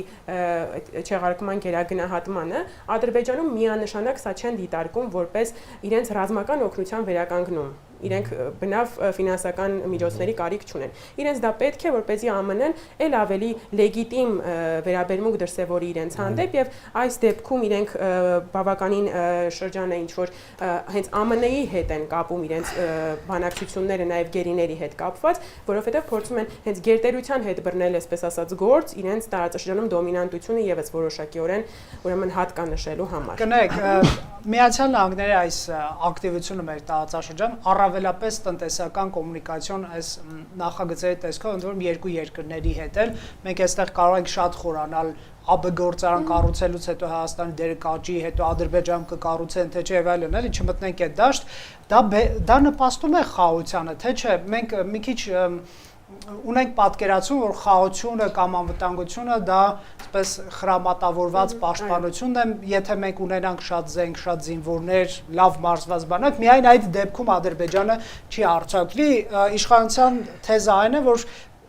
գումարենք նաև տնտեսական գործակցությունը եւ Ամերիկայի հետ գործակցություն ներկայացում է նաև կայունության տրամաբանության մեջ, արդյոք մենք ինքնախապերությամբ զբաղվում ենք թե ոչ։ Բաղադրիչներից մեկն են։ Մեկն է, հա, խնդրեմ, ձեր տնտեսական համագործակցությունը որևէ դեպքում չի կարող բացասական նոտայով ներկայացվել կամ առհասարակ հասկացվել, պարզապես եթե խոսում ենք իրական խաղաղության մասին, տնտեսական բաղադրիչը բավարար չէ խոսելու իրական խաղաղության մասին։ Մենք ունենք հումանիտար կրկնեցի չլուծված ահռելի մեծ խնդիրներ, դուք նշեցիք, որ Վենսի այցին ընթառաջ մենք սպասում ենք նաև այնտեղից որոշակի քայլեր ադրբեջանական կողմից նաև գերիների եւ մյուս ուրեմն հարցերի հետ կապված, դա չեղավ եւ կարող է լինել ուշացած, բայց սպասված քայլ ադրբեջանական կողմից, այո, լիներ մենք այդպիսի լուծումներ տեսնենք։ Եվ մենք այստեղ կանգնենք եւ ասենք, որ փաստորեն Ադրբեջանում իսկապես ինչ-որ բան փոխվել է։ Բայց երբ որ այդ օրերին ցմահ ազատազրկումների մասին հայտարարություններ ենք լսում հորինված մեղադրանքների հիման վրա, չի խոսում այս պահին այդ խաղաղության մթնոլորտի իսկապես դրան գնալու մասին։ Գործարքներ են, որոնք կատարվում են հայ-ադրբեջանական բանակցությունների ընթացքում Թրամփի միջնորդությամբ տարածաշրջանում այդ գործարքային տրամաբանությունն է, գործարքային քաղաքականությունն է այստեղ վարվում եւ դեռ դուրս չի գալիս այդ տնտեսական հետաքրքրությունների պրիզմայից։ Եթե մենք ունենանք որոշակի ուշացած, բայց այդ ժեստերը ադրբեջանական կողմից հաշվի առնելով, որ իր ձեռքին են այդ խաղաքարտերը մենք չունենք, որոշակի վստահության մթնոլորտ նաև այդ տեղ կկարողանանք ձևավորել, որ ադրբեջանական կողմը բոլոր դեպքերում փոխվել է։ Իսկ ինչ վերաբերում է ունենանք բանակ այդ խրամատավորված եւ կլինենք պաշտպանված, այնպես չի, որ Ադրբեջանում այդպես չեն մտածում։ Իրենք էլ մեզնից են վախենում եւ այդ ինչպես իրենք են ասում, այդ ռևանշիստական նկարտումներից, այո, անվստահության մթնոլորտը իրենց դեպքում եւս կա եւ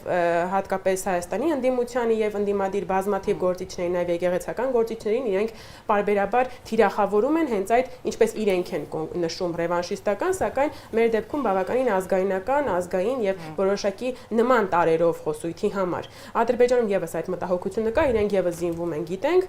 սակայն կարծում են, որ մենք պետք է չզինվենք եւ այդ բան տեսահսկման սարքերով սահմանափակենք մեր անվտանգությունը։ Իրենց համար լավ սցենար կլիներ։ Իհարկե, իհարկե։ Պարոն Կարապետյանի լսենք եւ սկսենք ամփոփել։ Ամեն դեպքում ես ուզում եմ հարցս կրկնել, ամերիկյան այս ներկայությունը թեման ամեն դեպքում դա ինչ որ անվտանգային տարբերում է, թե սա շրջելի է, թե Ադրբեջան կարող է գլխի վրա շուռ տալ այս process-ը։ Մեծ քաղաքականության մեջ ոչինչ չի բացառվում։ Ժամկետներ ասելը դա կլինի քաղաքական վանգայություն կամ կոնսպիրոլոգիական հաշվարկներ։ Այդ էս։ Ինչ վերաբերում է այս շրջանակներում, նախ նույնիսկ պետք է չհասվի, որ զինվում ենք, լավ կլինի, որ զինվենք, բայց չհասվի, որ զինվում ենք։ Այդ ուրիշ քաղաքականությունն է, երբ որ դու զինվում ես, բայց հա, էլի, չէ, ամեն դեպքում եկեք ընդունենք, որ նաև չգիտեմ, դա դեմոնստրացիա էր, թե ինչ էր, թե իրոք էմոցիոնալ ինչ որ վիճակ էր, որ Պապիկյան Սուրենը ցույց էր տալիս ամրաշինական կառույցները, քրեական հանցագործության տարեր հետո բանը, չէ, այնտի շատ լավ է որ մենք իմանում ենք, իրանք իմանում են որ պաշտպանված ես լավ գիտեմ թե պաշտպանության ուրիշ բան է, նայեք, հարգելիս հաստատած հրամանով թե ինչ որ դուք հարց եք տալիս, մարդիկ պատասխանում են։ Եվ քրեական տարեր։ Ձեր խոսքը հարցով մի ասած ուրիշ բան է, ես էլի նաև որպես զինվորական ուրիշ բան որ այո, իրանք տեսնում են որ դու զինվում ես, դու ամրաշինական աշխատանք, իրանք այդ մասն ու իրանց մասին համապատասխան տեղ զեկուցում են ուրիշ բան, երբ որ դու դա ես ներկայացնում, ընդ որում իրենք դա էլ անգամ չեն դիտարկում, որ դու պաշտպանվելու համար ես։ Բայց պարոն Կապետյան, եկեք խնդիրը այդտեղ չի, լավ, հասկանանք, նայեք։ Այն ինչ որ գիտենք, որ Տեխասյան ընկերություն, եթե չեմ սխալվում, ICOM անվանումով բավականին փորձառու ասում են, որ եկել են այդ դիդարգում արել են տեղանք եւ այլն, հասկացել են նաեւ որ դա առելի շինարարական աշխատանք է, խոսքը թրիպի մասին է, առելի ենթակառուցվածքներ պետք է կառուցվեն եւ այլն, ժամանակատար աշխատանք է։ Այդ մասով էլ մի հատ խնդիր է, թե մենք մեր մասով այդ 43-44 կիլոմետրը երբ ենք անում, թեպետ իրանց օգնությամբ եւ իրանց օժանդակությամբ ու ինչ աշխատուժով եւ այլն։ Ինչպիսի նաեւ շինարարական կամպանիաներ են գալու, այդ շինարարական կամպանիաների գլխներին ով է կանգնելու, դա էլ մի մտահոգություն։ Նորից եմ ասում, սա պեսիմիստություն չի, սա ռեալ պոլիտիկում հաշվարկներ, որովհետեւ փարադվի բոլոր յուրաքանչյուր adekvat հայի մտահոգություն։ Դա ինչ վերաբերում է այդ մտահոգություններից, տեսեք, ես որպես միջազգայնագետ, ընդհանրապես հարցը միջազգայնագետ լինելը չի։ Տեսեք, խոսույթում էլի պատտվում է հայտնի այդ անխոչնդոտ երթևեկը, տեսեք, տարբեր ձևակերպումներ ենք տեսնում։ Սա ես չեմ կարող չասել։ Հիմա տեսեք, Պարս պրիմիտիվ օրինակ, երբ որ բերում ես, փորձում ես ընկալել էլի այդ տրամաբանության մեջ, ինչն է անխոչնդոտ Հայաստանի տարածքի մեջից Նախիջևանից ցամաքային Ադրբեջան։ Ասում ես, եղբայր, հիմա նայեք, Իրանի քաղաքացին, երբ որ ուզում է գնա Վրաստան, Հայաստանի մեջով անցնում է, օրինակ ինչ որ տեղ կամ մեր միջպետական հարաբերություն, ինչ որ մի տեղ, ինչ որ մի թղթի վրա սևը սպիտակով գրվում է, չի գրվում, կամ որպես այդպեսին բնույթ անխոչնդոտ է ինք ասում, թե խոչնդոտվում է, անխոչնդոտ է ասում, հա։ Այդ դեպքում ձևակերպումը, այդ ձևակերպումն է հենց շատ կարևոր։ Այ այդտեղ է խնդիրը, եղբայր, որովհետև հասարակությունը շեշտադրում է այդ անխոչնդոտ, ուրիշ ձև է անցնում, որովհետև հիմա չգիտեմ ով ոնց է ներկայացնում, բայց այսպես պետք է հասկանանք։ Նայեք, որովհետև այստեղ նաև ուրիշ մտահոգություն է էլի գալիս։ Front office-ի ասած է, հա, այսօր վարչապետը կարծեմ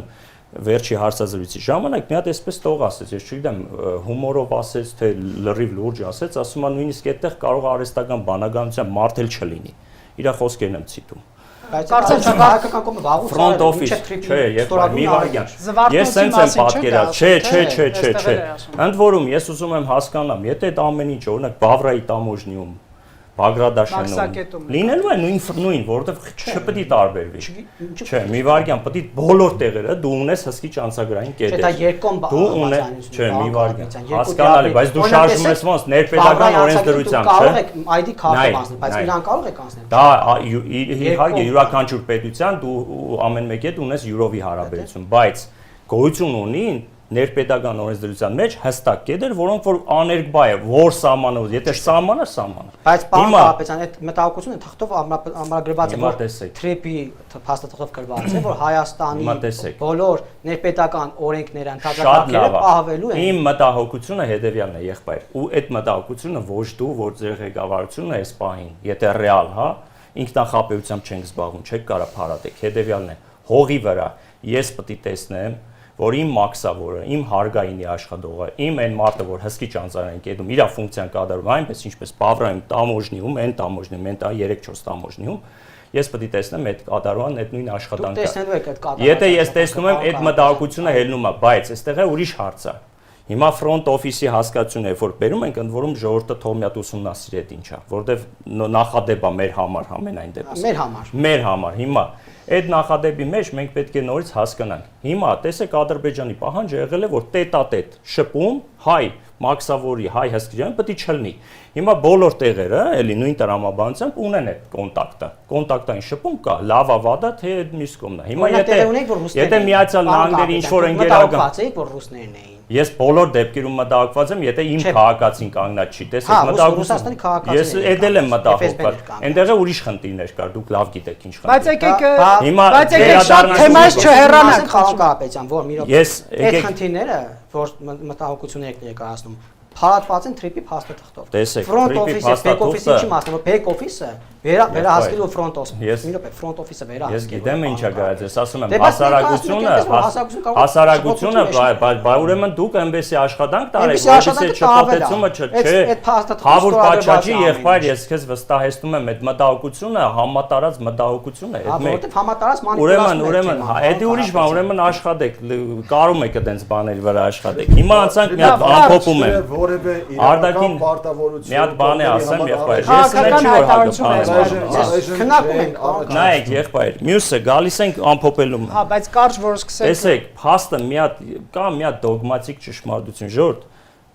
փաստացի տվյալներով, եթե չեմ սխալվում, 4.96 միլիարդ էր, բոլորեցին տարին շրջանցեցին 5 միլիարդ ադրբեջանական բյուջեն, նո ռազմական համալրումն եմ ես ասում։ Հայաստանը, եթե չեմ սխալվում, 1.7-ից 1.8 միլիարդ է անում։ 2.5 Ես մի պարզ բան գիտեմ, տեսեք, արտաքին հետախուզության ծառայությունը, երբ որ մտահոգություն է հայտնում, իդեպ այդ զեկույցները կան, դե իրանք իրանց բերանով մտահոգություն են հայտնում, առավել եւս որ 40% աճ է եղել իրենց ռազմական բյուջե, 16 թե 14% մերին բան, անցած տարվա բանն եմ ասում, փաստացի, հա, Ադրբեջանի ռազմական բացեք կարտացեք, եղբայր, հաստատ տվյալ եմ ասում, մի հատ նշի մոտդ կբացես կնայես։ Հիմա պլյուս որ մեր մոտ հագարակը հասկանալի կամ ոչ հասկանալի պատճառներ եկեք Եղբայր փաստացի տվյալներով ես շարքային վերլուծաբան չեմ որ գամի շոտ թվեր կրակեմ ամփոփեք թե չէ կանցնենք քննարկել փաստացի տվյալները բացեք կնայեք բացեք նայեք ուսումնասիրեք իրանց զեկույցն եմ ասում թեմայից մենք արդեն ավոր շեղվել ենք թեմայի շրջանակում խնդրում եմ որ սկսում ենք ամփոփել տեսեք այստեղ նաև այդ մասն է որ թեման հիշեցնում եմ այցն է Հայաստան եւ Ադրբեջան ես մի փաստ գիտեմ որը դոգմատիկ իրականություն է Դա հետևյալն է, իրական խաղաղությունը լինում է, երբ որ ուժերի, պետությունների միջև ռազմաքաղաքական խախտված բալանսը վերականգնվում է, ուրիշ տարբերակ չի լինում։ Քիչ սկսենք ամփոփել, շնորհակալ եմ, պարոն Քերքյան, սկսենք ամփոփել ամեն դեպքում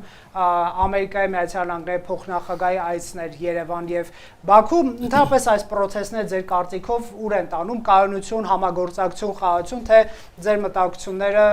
չեն փարատվել, խնդրեմ։ 1-2 րոպե սահմանում խնդրում եմ։ Եթե վերևից նայենք, հա, helicopter view, գետնի վրա ամեն ինչ լավ է երևում։ Հա, բայց երբ որ խորանում ենք արդեն մանրամասների մեջ, լիքը մտահոգիչ բաներ կան։ Հայաստանի փոքրացված տարածքը ամենամեծ մտահոգիչ բանն է, որի մասին ընդհանրապես չի խոսում այս ընթացքում։ Հայաստանի եւ Ադրբեջանի միջև ուժերի հավասարակշռության վերականգնման հարցը, որը լինելու է խաղաղության իրական երաշխիքը, որի մասին մենք չենք խոսում ընդհանրապես։ Եվ դեռ այդտեղ խզվածքը ավելի ու ավելի է մեծանում։ Չենք խոսում Թուրքիայի դերի մասին, որը միշտ ասում է Հայաստանի հետ հարաբերությունը կլավացնեմ, եթե հարաբերությունները Ադրբեջանի հետ զարգանա այնպես, ինչպես Ադրբեջանն է ուզում։ Եվ մենք մոռանում ենք այստեղ մի շատ կարևոր գործոն եւ խաղացող Իրանը։ Միացյալ Նահանգները պարզ է, որ տևական ժամանակ է փորձում է Իրանի շրջափակումը ամբողջականացնել եւ ճնշումը մեծացնել, հասցնել մաքսիմալի, որպեսզի Իրանը համաձայնվի իր ներկայացած պահանջներին։ Եվ Իրանի շուրջ ընդհանրապես գետ 1 խաղաղ սահման կա, դա Հայաստանի հետ սահմանն է, եւ այստեղ մենք բերում ենք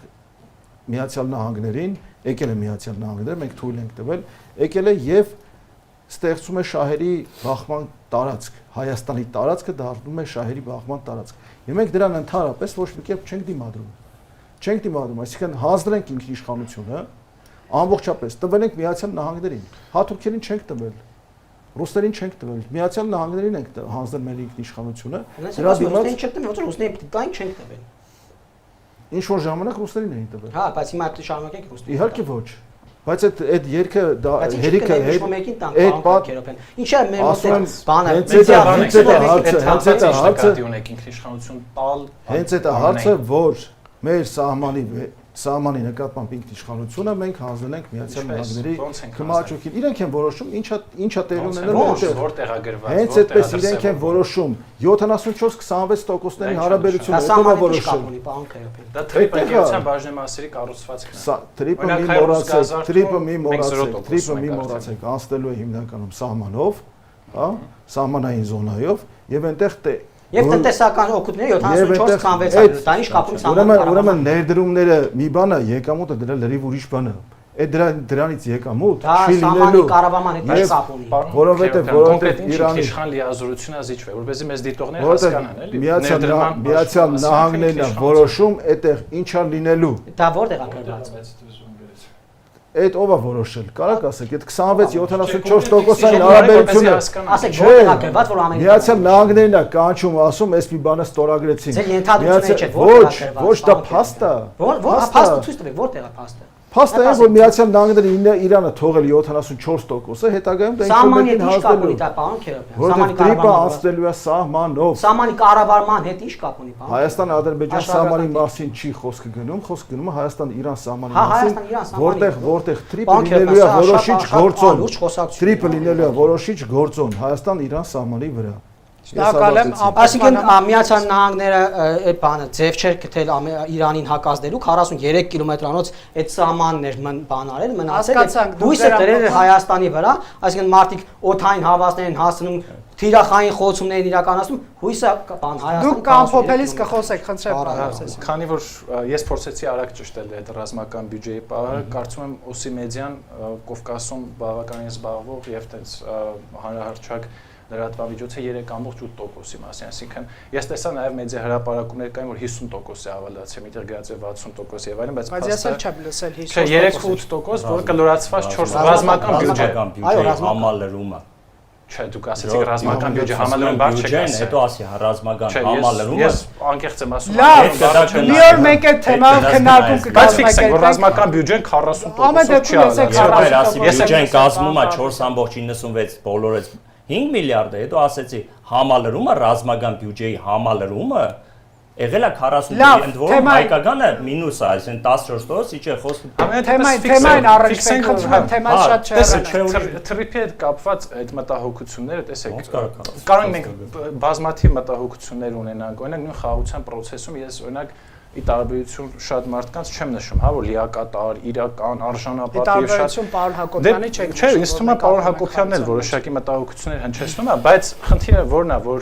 ես էլի կրկնեմ, որ չենք մտածում, որ բոլոր մտահոգությունները պետք է լուծվեն։ Այն որ այո, որոշակի տարբերակված մոտեցումներ կային, որ ուժային բալանսը հավասարակշռված չէ եւ այլն, հակառակը մենք պետք է պնդենք, որ այս ուժային դիսբալանսի պայմանում, երբ որ այսպիսի գործընթաց է տեղի ունենում, մենք ավելի շատ պետք է շեշտենք ոչ թե անդադ ինչ մտահոգություններ կան, այլ թե ոնց այդ մտահոգությունները, այդ բոլոր խնդիրները լուծեն։ Իսկ ինչ մնում է, քանի որ նշվեց, որ Հայաստանը իր ինքնիշխանությունը զիջել է ԱՄՆ-ին, այս պետքա որոշակի այտենց հետազոտության մեջ ասում են օպերացիոնալիզացիա, ինչ ոնց ենք դա տալիս, ինքնիշխանություն տալը ինչա նշանակում, որովհետև եթե դա մենք հստակ չենք փաստարկում, կոնկրետ Հայաստանը այս 42 կամ 43 կիլոմետրի վրա կոնկրետ ինչ ինքնիշխան լիազորություն է տալիս որևէ արտաքին դերակատարի, դա կլինի ինչ-որ ընկերություն, դա կլինի որոշելու Տեսեք, որոշելու լիազորությունն է տվել։ Ես ասում եմ, այդպեսի ձևակերպում չկա։ Հակառակ ձևակերպումը կա։ Օգոստոսի 8-ից առաջ եւ օգոստոսի 8-ից հետո ես եմ իմ գործընկերները բազմաթիվ մեդիա հրապարակումների մոնիթորինգ ենք իրականացրել։ Այս հետաքրքիր պատկեր, ես կարծում եմ, որ եթե ժամանակ ունենան, կարելի է ֆիլմ նկարել, ինչ էր պնդվում օգոստոսի 8-ից առաջ, ինչ էր պնդվում օգոստոսի 8-ից մի քանի օր հետո եւ ինչա հիմա նարատիվները փոխվել։ Ըստ էության Հայաստանի օրենքները այդտեղ լինելու են, Հայաստանի մաքսային ծառայողները, երբ որ օրինակ նշվում է, որ առերես որևէ ձևով պնդվում էր, որ չեն տեսնելու հայ, բայց եկեք շմռանք, որ այլ բաներ էլ են, հա, պնդում ադրբեջանական կողմը։ Ասում են որևէ հայ չի լինելու այդ ուղու վրա, բայց փաստացի անխոչնդոտ նկատի էին առնում այն ժամանակ, որ որևէ մաքսային վերահսկողություն չի մեքենայով մինչև Նախիջևան չկան։ Հիմա ըստ էության տեսեք, փոխադարձ որոշակի ակնկալիքներ են բավարարվել, այսինքն դա պետք է շեշտել։ Ասել, որ Հայաստանի 100% ակնկալիքներ, Հայաստանի 100% շահերը արտացոլվել են եւ Ադրբեջանի որևէ ակնկալիք չի դրսեւորվել TRIP-ի իրականացման շրջանակում, դա էլ է սխալ։ Բայց ամենակարևորը որն է եղել, որ հայկական կողմը միշտ շեշտել է, հատկապես նոյեմբերի 9-ից հետո, որ այդ ուղու վրա Հայաստանի ինքնիշխանությունը ամբողջովին պետք է տարածվի։ Եվ թրիփի իրականացման շրջանում այնքան པարզ է գրած այդ ամեն ինչը, որ թե մաքսային, թե իրավապահ, թե դատական, թե օրենսդիր, բոլոր օրենքները, բոլոր ներկայացուցիչները այդ ուղու վրա որոշակի վերահսկողություն ունենալու են, ինչպես Հայաստանի բոլոր այլ երթուղիների վրա։ Ես հիշում եմ, որ օգոստոսի 8-ից հետո ասում էին, այ կտեսնենք, բարեկը այդտեղ հնարավորություն կունենա մտնելու, թե չէ։ Ասում են, այ եթե արտակարգ իրավիճակ լինի, այդպես կլինի, թե չէ։ Ինձ թվում է հայկական կողմը երևի վերցրել է անդիմադիրների բոլոր մտահոգությունները, գնացել է ամերիկյան կողմի, ասեն, սպիսի բայց դա վատ չի իրականում։ Չեմ ասում, վատ չի, իհարկե Բայց որ կարելի է դիմությանը շնորհակալություն հայտնել, միգուցե գույները երբեմն ես կարծում եմ հատկապես այս տաղավարում ընթացող բանավեճը շատ լավ է, դա մի կողմից հնչում է մտահոգություններ, մի կողմից եւս նշում է մտահոգություններ եւ հայկական կողմը չի կարող ասել, որ օրինակ օգոստոսի 8-ից հետո բոլոր մտահոգությունները վերացնեն խաղաղության գործընթացի վերաբերյալ։ Բայց թրիփի վերաբերյալ նշել, որ Հայաստանը իր ինքնիշխանություն տվել ԱՄՆ-ին, կներեք, բայց որևէ հղում, որևէ ապացույց, որևէ դրա դրսևորում, որ տեքստային գոնե մակարդակում դրանից բխելով մենք կարողանանք պնդում անել, ուղղակի չկա։ Շնորհակալ եմ, խնդրեմ Տիկին Կարապետյան, ամփոփենք սպասելիքների մասով։ Սպասելիքները բավականին դրական նոտաներով են, սակայն պետք է նշեմ, որ այստեղ Վենսի այցի ընթացքում եւ դրանից առաջ էլ մենք սպասում էինք մի շարք հումանիտար քայլերի շուրջ գոնե թե քննարկումների, սակայն դրանք եղան բավականին ցածրաձայն, Բաքվում հատկապես դրա մասին պարզապես ասացին, սակայն հստակ արձագանքներ կամ հետևանքների մասին մենք որևէ բան չտեսանք։ Պետք է չմոռանալ նաեւ Արցախահայության լեգիտիմ ինքնիշխանության իրավունքի մասին։ Մարդիկ այնտեղից բռնի տեղահանվել են, իրենք այս պահին չունեն իրենց հայրենիքը, իրենք ունեին ինքնորոշման իրավունք, ինչպես ցանկացած էթնիկ խումբ, եթե մի պահ տեղի ունեցել է լավ լաստենք։ Այո, միանշանակ։ Եվ այս ամենի մասին պարզապես ցանկացած հնարավոր հարթակում, հատկապես որ սրանք հումանիտար հարցեր են եւ դրանց բարձրաձայնումը միայն օգուտ է, այսպես ասած, պետությանը։ Պետք է այս մասին խոսել։ Ես կնշեմ, որ այս վերջին օրերին Մարդու իրավունքների եվրոպական դատարանում քննության է առնվել 44-օրյա պատերազմի ընթացքում արտադատական մահապատժի մասին գործը եւ նշվել է, որ փաստերը բավականին խոսուն են եւ խորը քննության են ենթակա եւ սա Ադրբեջանում հերթական անգամ որոշակի բորբոքման ալիք է բարձրացրել եւ իրենք կարծում են, որ այս կոնկրետ այս ուրեմն միեդի որոշումը եւ որոշակի հումանիտար հարցերի շուրջ Հայաստանի եւ նաեւ ԱՄՆ-ի ինչ որ առումով սպասելիքները պետք է դրթեն ադրբեջանական կողմին ինչ որ քայլեր անել։ Ինչ վերաբերում է խաղաղությանը եւ հաստատմանը, թող լինի խաղաղություն, սակայն մինչեւ մենք չունենանք գոնե թե երևացող հարցերի պատասխանները, երևացող խնդիրների լուծումը, ես չեմ ասում դեռ անհետ կորածների ճակատագրի մասին, չեմ ասում մնացած բոլոր խնդիրների մասին, բայց օկուպացված հատվածների դեօկուպացիան, գերիների ամբողջ բոլորի ազատ արձակում եւ մնացած բոլոր խնդիրները, քանի դեռ լուծված չեն, իրական խաղաղության մասին խոսել անհնար է։ Եվ Ադրբեջանը պետք է քայլեր անի ապացուցելու, որ այո, միանշանակ։ Եվ երբ որ ուզում են իրենք անխոչնդոտ կապ իրենց ուրեմն Նախիջևանի հատվածի հետ, Նիկոլ Փաշինյանը պարբերաբար իր մամուլի ասուլիսների ժամանակ, երբ որ ցույց է տալիս Հայաստանի քարտեզը իր ձեռքում ունենալով նաև Արցախաշենի հատվածը, ես կարծում եմ, որ ժամանակն է, եթե ոչ ուշացած, խոսել այն մասին, որ եթե մենք ցույց ենք տալիս այդ երկու հատվածները որպես Հայաստանի Հանրապետության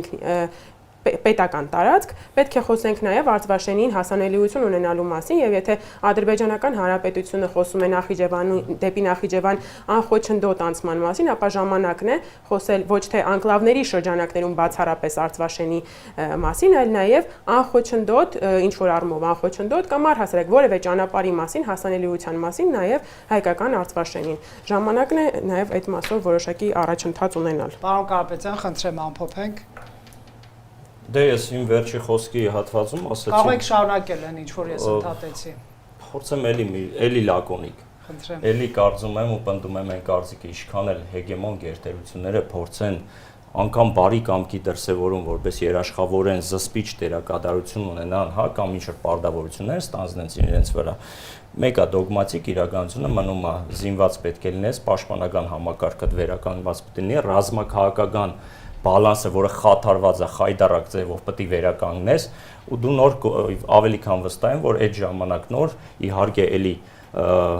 մեր ընկերը նշում էր կոմպլեմենտար քաղաքականություն Ադրբեջանի մասով, դա այդքան էլ այդպես չէր, բայց իրենց մոտ Թուրքիայի մեջ է մտել, էլի, ինքը չէ, այս մասով չէ, իմ ասած ուրիշ մաս է, որ մի բան պնդում եմ, չէ, կարող կասկածի տակ եք դրել, չէ, ուրիշ բան Ես ձեզ ասացի, չէ, մի կպեք ուրիշի, որ ձեր ժամանակը չխնայ։ Ես էլի չէ։ Ասի սխալ բան եմ, այս կոմպլեմենտար արտաքին քաղաքականություն կոնկրետ գիտական բացառ, կարող եք նայել ռազմավարական բոլոր Ադրբեջանի Ես չես լսում, ես վիրավորական բանով չեմ ասում։ Ասում եմ Ադրբեջանը կոմպլեմենտար քաղաքականություն կարող ենք այդպես դիտարկենք, որ այսքան բանի հասել են։ Եթե կարելի ասել պայմանավորվածությունների արդյունքում եւ այլն, այսօր որ Արցախը արդեն իր այսպես կոչված տարածքային ամբողջականության մասը, ուրեմն կոմպլեմենտարություն դրսևորել է ռազմական թեմայի շուրջ ամփոփեք։ Ուրիշ բան էի ասում ես, Թե ուզում եք պարոն Չէ, ասածս ուրիշ բան է, չէ։ Ասածս ինչ է, այստեղ այդ մտահոգությունները մնում են, բայց ես չեմ ուզանա, որ ինչ որտեղ նաև այս ամեն ինչի համատեքստում ուռճացված սպասումներ լինեն ու ինչ որ իրավիճակները ֆետիշացվեն։ Ժողովուրդ, ունենք ինտենսիվ, շատ լավ օրեցօր զարգացող հարաբերություններ Ամերիկայի Միացյալ Նահանգների հետ, կարևորությունը այն է, որ ռազմաստրատեգիական համագործակցության մի շարք ճյուղեր են զարգանում, ողջունելի է, չի կարելի թերագնահատել, բայց եւ այնպես այո, բացեր շատ կան, դրա այդ մասով պետք է աշխատենք, որովհետեւ առանց այդ չի էլ կարա լինի, առավել եւս որ մենք շատ առումով եւ մեր թերություններն են ի հայտ գալիս, հասկանում ենք բացը որտեղ է լրացնենք, բայց էլի գալիս է մեր մտահոգությանը, այո, գոլեգաները շատ ճիշտ նշեցին, ինչքան էլ այս պահին կարծես ռազմաշունչ ռետորաբանությունը իրենց ծավալապաշտական նկարդումները մի փոքր այսպես զսպվել են, բայց իրենց այդ քաղաքականությունից էքսպանսիոնիստական այդ արևմտյան Ադրբեջան մտածածին արեստական այդ նարատիվից չեն հրաժարվել։ Ես ամեն օր ուսումնասիրում եմ, հետազոտում եմ իրենց մամուլը եւ ոչ միայն, այնտեղ խայտարակ ձևով իրենց մոտ ռեալ տրամադրված են, որ հաջորդ քայլը Արցախից հետո դա վերադառնալն է ու ես ուզում եմ ի հավելում եմ այս մտահոգություններին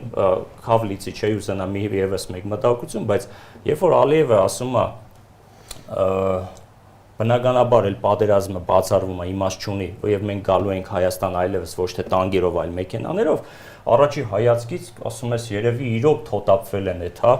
պատերազմ, այդ ռեալ խաղաղության են գնում, բայց ես ավելի քան վստահ եմ։ Այդ մարդը, որը որ նաև վերջերս հեգնական տոնով ասելով ես ՄԳԻՄՈ սովորած ուսանող տարիներին լսել եմ, որ ազգերի ինքնորոշումը շատ կարևոր սկզբունք է, քան տարածքային ամբողջականությունը, աբսուրդի ժանրի բան ասեց։ Հասկանում ես, որ նաև այդ հեգնանք, այդ մարազմատիկ բանը, հասկանում ես, որ ինքը իր ժողովրդի համար պարզ է, որ նաև հետագա իր այսպես կառավարումը ապահովելու համար պետք է սնի իր սեփական ժողովրդին, բայց դա բնավ չպետք է մենք ընկալենք, որ դա սնում է սեփական ժողովրդի նման խոսույթով։ Հետևաբար միշտ հասկանալի է, որ որքան էլ խաղաղություն, որ մի adekvat մարդը խաղաղություն չի ուզի, ով է ուզում պատերազմ, բայց ուզում ես խաղաղություն կամ պատրաստ եղի պատերազմի կամ քո ռազմաքաղաքական բալանսը կարգավորի։ Բայց այսօր մեքենաներով եկան իդեպ։ Այսօր հենց մեքենաներով եկան, այո։ Սա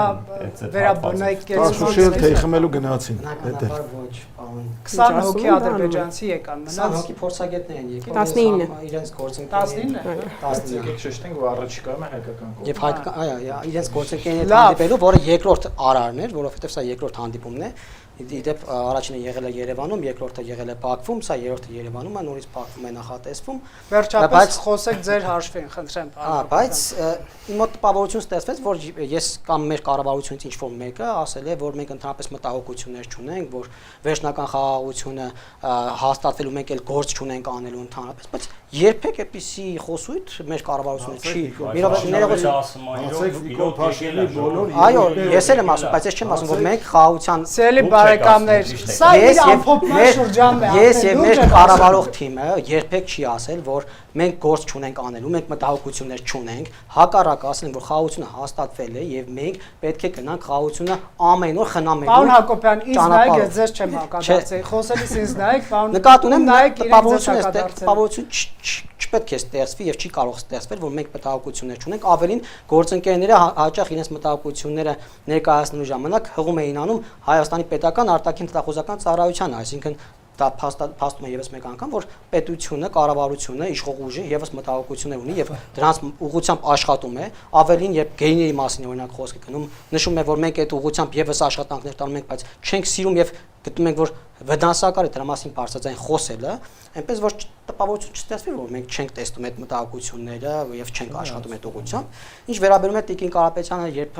նշեց, որ օրինակ Ադրբեջանի ցերքում կան ժեստերի համար լավ գործիքներ, որ ինքը ցույց տա, որ իրական խաղաղության գնալու ճանապարհին ենք մենք եւ հաստատված խաղաղությունը իրենք էլ են փորձում խնամել, որի մասին Ալիևը եւս խոսում է, անընդհատ Ալիևը ասում է, որ մենք սովորում ենք խաղաղության պայմաններում ապրել, խաղաղությունը հաստատված է բան։ Այո, Ադրբեջանը այդ գործիքները ունի եւ մենք եւս աշխատանք ենք տանում, որ այդ գործիքները նա կիրառի եւ տեսնում ենք, որ մեր աշխատանքը արդյունքներ է տալիս, որովհետեւ մի քանի դեպքերում Ադրբեջանի այդ ժեստերը կատարել է, օրինակ, չգիտեմ, իր ճանապարհը տրամադրելով, որպեսզի ղազախական, ռուսական եւ անգամ ադրբեջանական բեռները կան Հայաստան։ Ես հիշում եմ նաեւ, որ ամիսներ առաջ խոսում էին, որ Հայաստանը ճանապարհ կտա,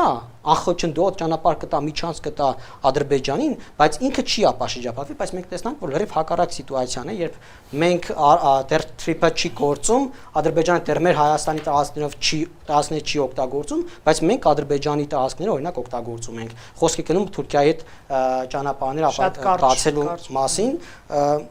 այդքանն է ուզում ասել, նկատի ունեմ մենք այդ ուղղությամբ աշխատում ենք եւ պարոն Քերոբյանի անդրադառնամ այդ հատվածին եւս, երբ պարոն Քերոբյանը ասում էր ինքնիշխանության զիջում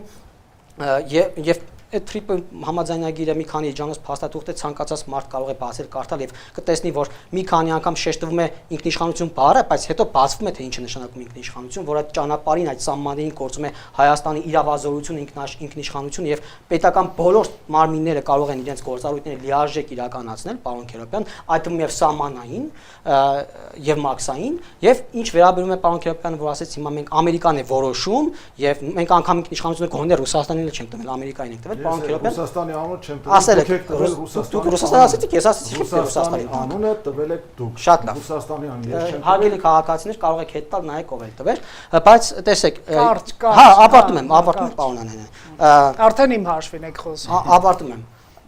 Եվ մենք ինքնիշխանությունը չենք տվել ոչ մեկին, Ամերիկայիններ չենք պատրաստվում տալ։ Մենք որևէ ուղղություն փոխելու խնդիր չունենք, մենք ասում ենք, որ ինչպես Թրամփը ճիշտ է նկատել, Հայաստանը որդեգրել է սեփական անվտանգությունը ապահովելու քաղաքականությունը եւ զսպման միջոցով եւ զսպումը պետք է իրականացնի ոչ թե Միացյալ Նահանգները, այլ մենք ու մենք այդ ճանապարհը։ Շնորհակալ եմ, սիրելի գործընկերներ, Factor TV-ում քննարկում ենք ԱՄՆ փոխնախագահ Վենսի Հայաստան եւ Ադրբեջան